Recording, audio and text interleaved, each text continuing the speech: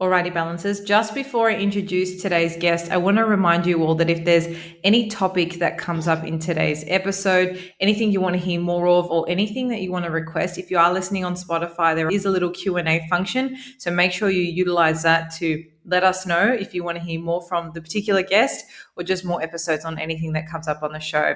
But now on to the woman of the day, the interview that is here all on the podcast for this Monday. Today's guest is the host of the Mighty Emotions podcast and a certified emotions coach. Her mission is to end the negative stigma attached to uncomfortable emotions, help people realize that they are not broken, and create a more emotionally mature society through using her Mighty Emotions method, which I'm so excited to learn and hear about today on the show. She helps individuals overcome past traumas, build inner resilience, and self-confidence. Also, her first book, really excitingly, Outrunning Your Emotions, Facing Your Feelings, Find Your Power and Love Yourself, will be released in the up and coming months. And she's going to give us a little bit of a teaser for what's to come too. So it's my absolute pleasure to welcome Jiselle Gilliard to the show today. Giselle, a warm welcome. Thank you. I'm so excited to be here and chatting with your audience today. No, it's a pleasure to have you on. I know everything we're going to be speaking about today is stuff that I am really passionate about. This level of understanding our emotions to a point where we can just take our self-growth to the next level. We can have a deeper understanding of ourselves and the way we interact with the world, I think is so important, not just to our mental health, but it really is a building block for all areas of our life. But I want to start kind of all the way at the very beginning, because I guess this knowing of how you connect with your emotions now and the method you share with people is probably something that you grew into as a consequence of your life's journey. So can you talk to us or share with us just a little bit about your life, your story before you found this method, and what kind of led you to really taking charge or understanding your emotions in this way? Yeah, so I think a lot of people see me and they think, oh, you're so great with emotions, you're so emotionally intelligent, you must have always been this way or grew up this way. And it's actually the complete opposite. I grew up in extremely abusive homes. And I say homes because I kind of bounced around from different homes. I was homeless as a teenager, got into drugs and alcohol, led me down a path of sex work. At 19, I ended up in a psych ward for trying to end my life. I was just in the throes of despair. I could not see a way out of how I was living. And I had zero emotional intelligence for the first 20 something years of my life because I didn't see anyone processing their emotions well. Like everyone around me was just like in survival mode, trying to cope, using drugs and alcohol to get through the day. So that's kind of what I picked up, and that's how I started to deal with things. And what happened was, fortunately, I had amazing grandparents that rescued me when that all went down and took me in and nurtured me back to life. And I regained a bit of strength. And I was like, okay, I feel better. I'm going out on my own.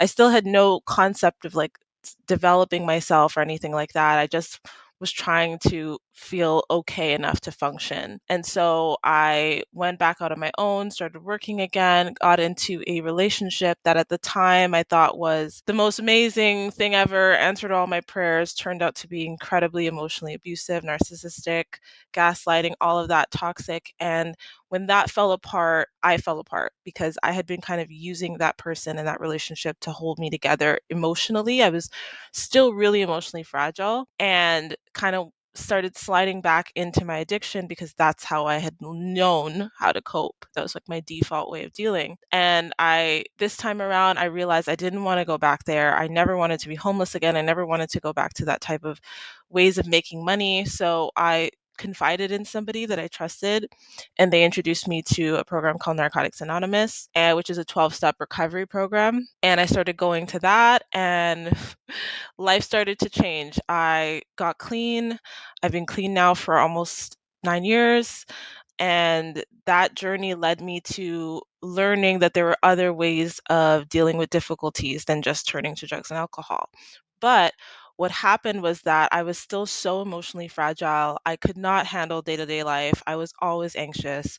I would be anxious, depressed, anxious, depressed. I had no kind of self awareness around what I needed. And eventually, after trying different therapies, reading all the self help books, being really obsessed with that world of personal development, I thought something is still missing here. And one day, sitting down with myself, I realized, you know what? I've tried everything except understanding what I feel. Like, I've never tried to understand, why is sadness showing up for me? And not just, in therapy, they looked at, this happened to you, that's why you're sad, etc. But I thought, why sadness? Like, why not another emotion? And I got really curious and I just really wanted to understand, okay, what is sadness? What is shame? What is anger? And that completely changed my life. What I learned on that journey is the reason why I am where I am today. It's the reason my life has gotten so much better. I studied positive psychology. I studied psychological first aid. I just really wanted to understand these underlying things that are driving our lives every single day, but we don't know about. Like, we don't really understand them. And now that led me to creating my method, because I'm someone that needs a method. I need a framework. Creating it when I have difficult moments, I know what to do to kind of navigate that and get through that and grow through that. And in 2020, when everything went down, and I was looking at the world, kind of everyone running running around in the chaos, trying to figure out, what do we do? And everyone being stuck inside and having to face themselves and freaking out about that. And I thought, I really want to share what I know, because it's really an important life skill to know how to take care of ourselves emotionally. So yeah, that's kind of the long and the short of it. No, that's awesome. And I think you're absolutely right. I mean, this stuff, for some reason, is not stuff we're taught at school. And it's almost just the way you end up dealing with other situations, or your emotional intelligence is just a byproduct of your circumstances or your environment as you're growing up, right? Or as you go through life. And so, depending on the people you're around, the influence you have, the mentors you have, has a huge impact on then, I guess, the skills or the traits that you develop. But I'm really curious into all of this, right? Because I've done a lot of like therapy and self-growth work on myself. And one thing I can say that's been really, really huge is that gap in understanding or creating space for emotions. And I think it's this jump from thinking you need to fix yourself. And I know this is something that resonates a lot with your story. It's moving away from you need to fix yourself to accepting that these emotions are kind of like variety in our lives, and just understanding how Hmm. to create space and accept them. And I think that shift is really important, because we think sometimes when you're working towards something, right, whether it's business or in health or whatever it is, when you get that thing, everything will be fine. But then you end up getting that thing, or you're on the way to being close to having that thing, and you're still having anxiety or sadness or self-doubt. These things are still popping up, and it can be really confusing, because you think, well, I thought that getting this thing would fix everything. And so realizing that you don't need to fix your emotions, you need to understand and create space for them, I think is a massive shift. And just one kind of thing I'll throw in here is the movie Inside Out. I'm not sure if you've seen it, but it Love is it. like it's such a So good. great it's such a great visual representation of what we're speaking about, how emotions work, how they're a part of us, they serve a purpose. And Mhm. I think when it just came up for me as the idea when you were talking about being curious and understanding, okay, like why is this showing up for me right now? So I'm really excited to get into the method. Can you talk to us about what that looks like? I guess we've heard a little bit about how you developed it, but just what does it actually look like in practice? I mean, I know you said you use it for example, when things come up for you, it's now a framework you turn to. And I can Mhm. confidently say that not just me, but most of the listeners also work really well with a little bit of structure. So I like that you've got like a little bit of a framework for us. But yeah, I'd love for you to share it with us. Yes, absolutely. I mean, before I even jump into that, Inside Out is a perfect movie. Those people deserve Oscars because it's such a visual representation, like you said, of the fact that like we are not our emotions. They are things we're experiencing. They're separate from our identity. I think a lot of times we think like I'm sad, it's me. And it's like, no, you're experiencing sadness. Like sadness is Mhm. visiting you right now. And I love how Inside Out kind of separates those It's done characters so well. so well because it also shows us in the end, and I mean, sorry to spoil the movie for anyone, but it shows us how even sadness, that thing we don't want to feel, serves a purpose. It helps us in some way. And that was what I unlocked. The fact that every single emotion, uncomfortable, whatever, it's actually trying to help me. It's actually serving me. And it's doing that by highlighting for me where I'm out of alignment with myself, where I'm out of alignment with my truth, where I need to shift certain things in my life so that there's more harmony and my needs are getting met. And so every single emotion is only there to be like, your needs are getting met right now, or your needs are not getting met right now. It's that instinct, that animal instinct that we all have. And so the framework that I have developed is first noticing what's coming up. I think we can say, oh, I'm anxious right now, or, I'm confused, or I don't really know what I feel. But by just noticing it as separate from me, like noticing it as an experience I'm having, noticing that my body is uncomfortable is the very first step, right? Like awareness has to come first before anything. And I think sometimes we're moving so fast that we don't really notice what is coming up for us. But the other piece of this that's so important is being honest with ourselves. I, for a really Mhm. long time, would feel uncomfortable, but be like, no, I'm fine. No, I'm good. No, nothing's bothering me, because I didn't want it to bother me. But it did, right? The reality Yeah. was, it was here, it was showing up, and I had to get really honest and acknowledge it really honestly. Like, I'm Yeah. actually not okay right now.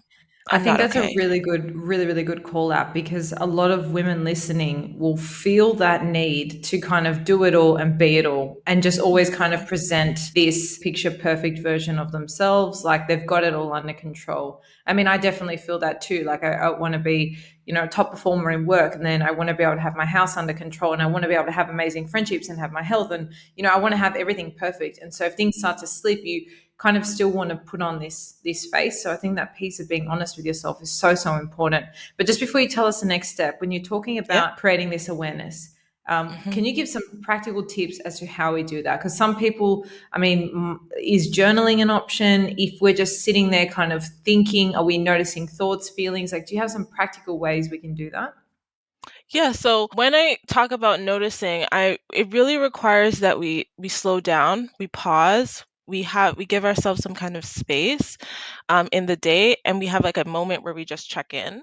So everything that I do is like, even my method, I've done it in a way where I don't need to put my life on hold necessarily to do this. I don't need to like, sit down for 30 minutes or an hour and journal. Like, I'm busy, I'm a mom, I've got all these things going on in my life, but it's about having the practice of being familiar with my body and knowing when something's showing up and I have like my heart's beating really fast or I'm really uncomfortable. And by checking it, making like a daily practice at certain points in the day to just check in with how I'm physically feeling, which I'll talk about more in the second step, that's what allows us to notice, like, I'm not at ease right now, right? We're either at ease in our bodies or we're feeling uneasy. And it's enough to just notice, okay, I feel uneasy. I feel off in some way. I feel misaligned in some way. And when you're used to checking in with yourself, that becomes second nature. You're able to recognize the state that your body is in a lot Sure. easier. Does that make sense? Mhm. Yeah. Yeah, yeah, absolutely. The more you do it, the more you recognize, I guess, the signs, or the more you start picking up. This is what being at ease feels like, or this is what this physical feeling. I mean, sometimes it's interesting. My fiance used to be a chiropractor, and one thing that Mm, I found interesting is the way stress correlates with pain in the body. So for me, it could yes. be like I could be stressed, and I used to, attribute kind of neck pain to being on the computer too much, but I could have like neck pain flare up when I haven't been on the computer at all. And I know now that that is my body's stress reaction. So just by Hmm. creating those moments, or opportunities for yourself to acknowledge what are the signs, because our body can't speak to us, right? It speaks to us through Through the physical physical. pain. Yeah, yeah. So when you Yes. start to build a bit of an inventory of, okay, in the past, this has meant this, then you start to become familiar with it, right? Exactly. Like for me, my shoulders carry my stress. So I know when I'm having pain in my shoulder, I'm like, okay, you need to stop. You need to go through this process. So once we can notice that, okay, we're not that great, we can be honest with ourselves about it. The next step is the piece that we tend to struggle with the most, which is honoring that feeling. And when I say honoring, I mean respecting it, giving ourselves space, respecting ourselves. Like, letting it be okay that we're not okay for a minute, like giving ourselves a minute to be human. I think we want to go from noticing it to fixing it right away. Like, I don't want to feel it anymore. How fast can I get rid of it? But without allowing ourselves to fully embody it and allowing ourselves to fully feel it, we're always kind of in this like reactionary state because we don't realize we can survive the discomfort. Like, I can just sit here feeling so much shame in my body and I won't die because my body knows how to process that energy and I will be okay on the other side of it. That was huge for me because I would constantly reach for things to get out of feeling uncomfortable. And then I had to learn to sit with that discomfort and honor that discomfort as a necessary step in the process to get to the other side of it, right? This is really speaking to my soul because I definitely struggle with this middle piece, and I'm absolutely in that camp of people who I'm like, I do the first step really well. I'm like, okay, I Yep. notice this is what I'm feeling. I know what it means. I know what I need to do. So let me just go and do that thing to fix it.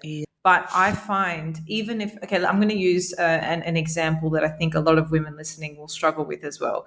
Maybe this Mm-hmm. feeling of self doubt, right? You've started a new job, you've started a new business, you've started a new hobby, just anything that's kind of new and unfamiliar naturally Mm-hmm. brings with it those feelings of feeling like an imposter. You feel self doubt. Mm-hmm.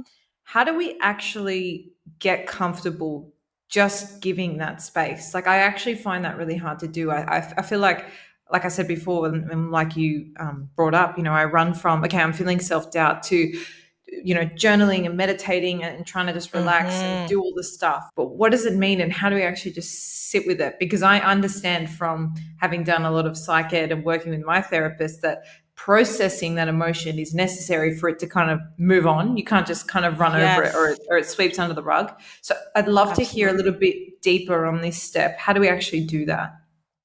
Yeah, so what I try to explain, because it really is something that's physically experienced, is leaning into the emotion, but physically leaning in. So what we tend to do when we think we're feeling our feelings, we're really thinking them. Like we're thinking the story, we're thinking I have self-doubt or I'm uncomfortable or what. And this piece is about completely turning your mind off, completely getting out of your mind and getting into your body and actually noticing the physical sensations. So bringing yourself into this deep presence with your body. Like I notice what that shoulder pain that I was talking about earlier, what does that actually feel like? Like I'm really paying attention to that sensation To and become only like that sensation. curious with what you're Yes. feeling, Yeah, like it's not about trying to interpret, that's the next step. It's not about trying to interpret why I'm having the feeling.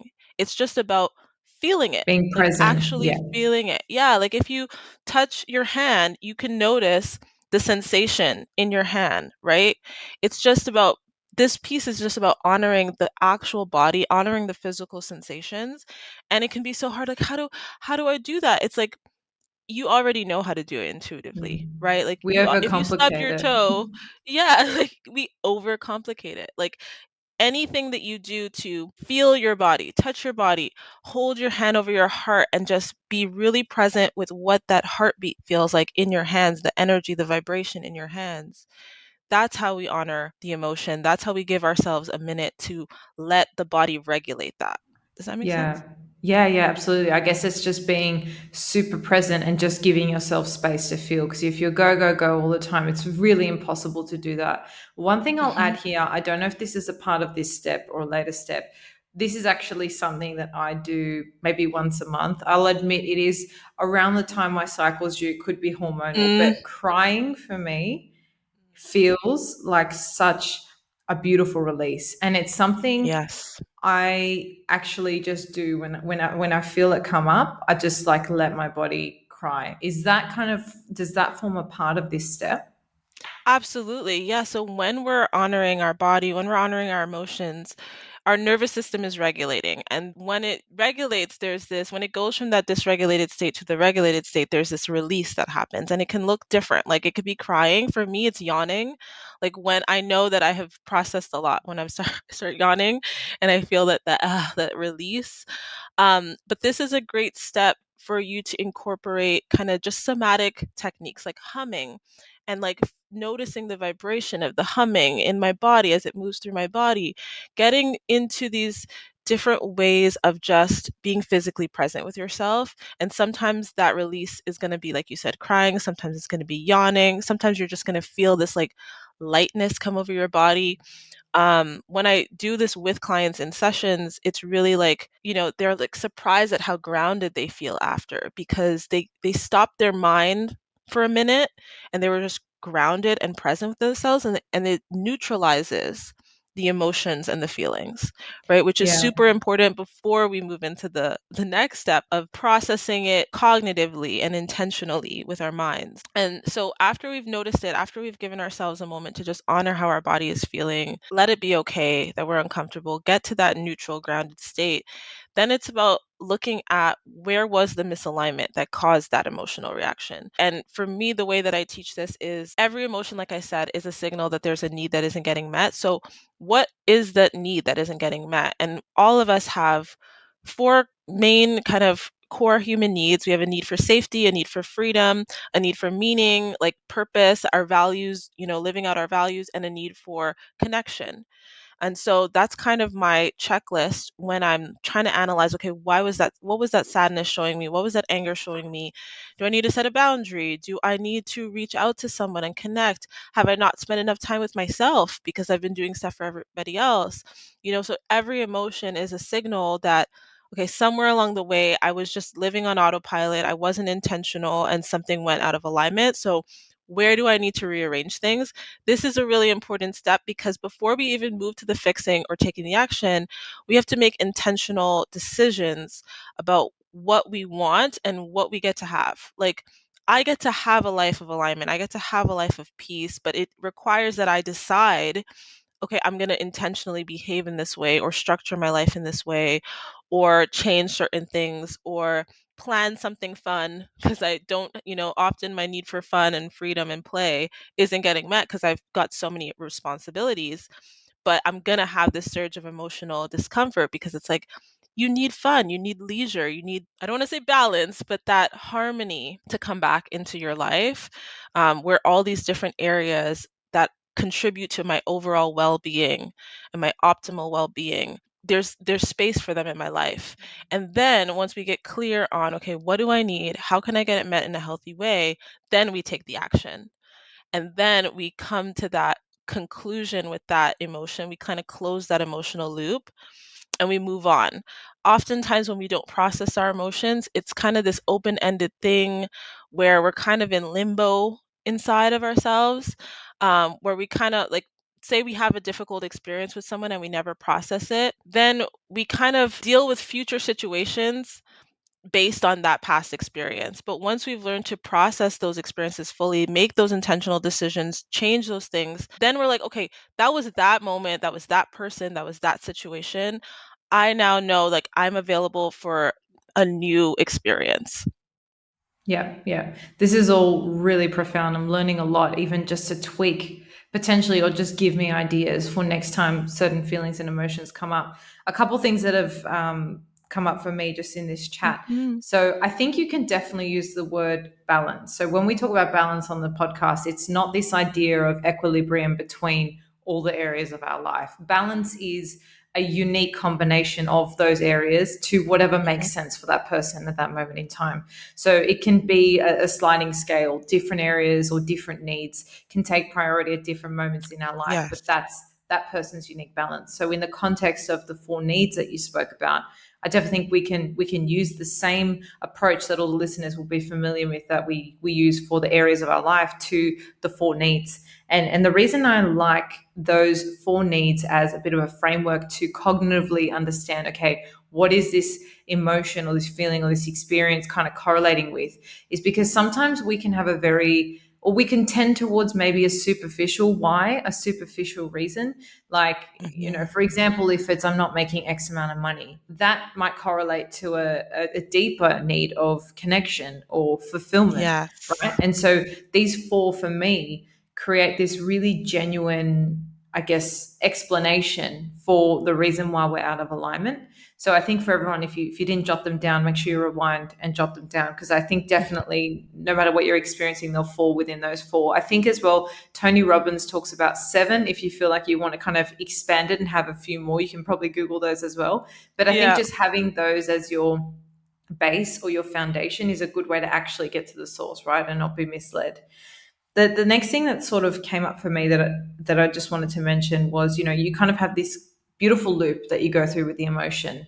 But one thing I guess that I feel, and I'd love your thoughts on too, is it's not Hmm. this idea of, okay, now you've dealt with sadness on or you now you've dealt with this self doubt on this project or your job, it's not as though you'll never feel it again, right? Hmm. It's that you have a toolkit to process emotions and give them space as they come up.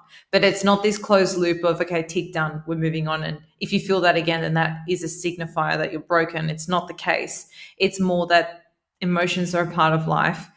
They're going to indicate different things at different moments. And this is a toolkit you have to deal with it on an ongoing basis. Yeah, so thank you so much for saying that. Absolutely. Like for the listeners, when I say closing the emotional loop, I mean that you let one experience be its own experience in your life. You don't make that the way you determine how you act in the future. Like let that past be the past, process that. Let this moment be this moment so that we can be open to having different experiences. But we're absolutely going to feel all the emotions again and again and again. It's just that each time we get faster moving through these steps, each time we can get through that discomfort or that difficult moment because we can understand, this is what I'm needing to take care of myself. And I'm glad you said that, it is a form of balance. It's whatever it looks like for you because each emotion is always going to show you what you haven't prioritized that maybe needs to be prioritized right now. Like maybe I need to prioritize pleasure right now because it's been so go, go, go, work, work, work, and I can listen to that, use these steps to get to a place, okay, I'm going to do something fun this week. And that's going to shift how I feel internally. That's going to shift how I show up in the world. But it's not this like, oh, I'll never feel that again. It's just Yeah. that I'm comfortable with it. So when I feel it again, I'm like, oh, okay, I recognize you. I'm familiar with you. I know what to do. Yeah, yeah, beautiful. I love that.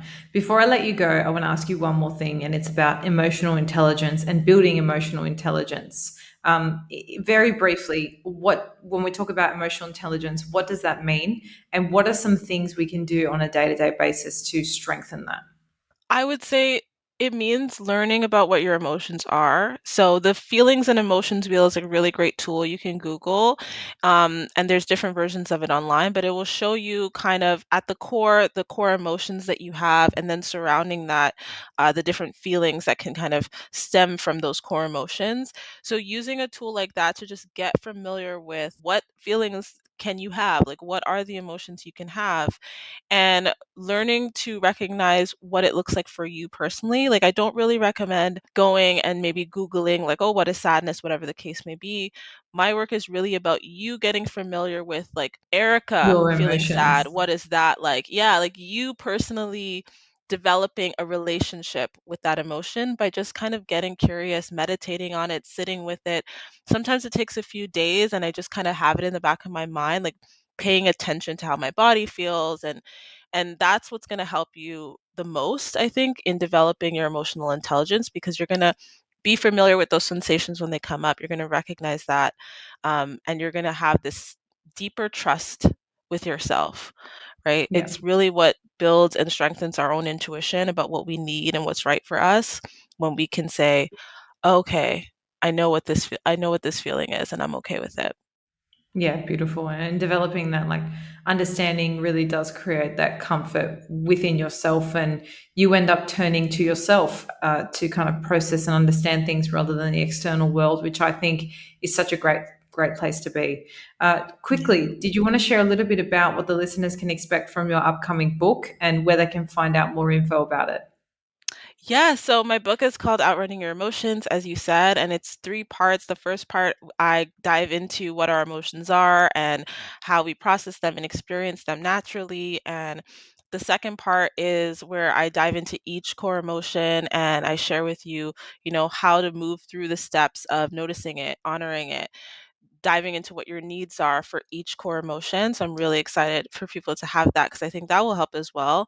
And then the last part is just me really diving into what our core needs are and what the main obstacles are that we can expect that can prevent us from getting these needs met and how to work through that. So it really is a full complete framework of my coaching that I do with my one-on-one clients. It's really, you can use it to help you heal from something difficult, overcome some kind of past trauma.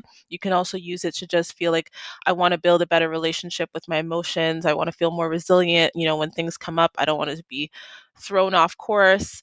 And you can use it to just find deeper self love, self trust, like I said, because working with our emotions is what allows us to do all of this. It's coming out this summer. And if you want to know more about it, you can follow me on Instagram because I will be updating my Instagram the most with it. So I'm on Instagram at mighty_emotions. And I'm going to be having a early sneak peek for people who really want to dive into it. Just part one is going to be available for early readers soon, so follow me on Instagram and you'll know when that comes out. Amazing. Well, I'll definitely put links to your Instagram in the show notes. But I want to thank you so much for coming on the show, downloading your method, your expertise, and your story. I've learned a lot. I know the listeners have too. So I'm very grateful for your time. And I'm really looking forward to reading the book. Thank you so much, Erica.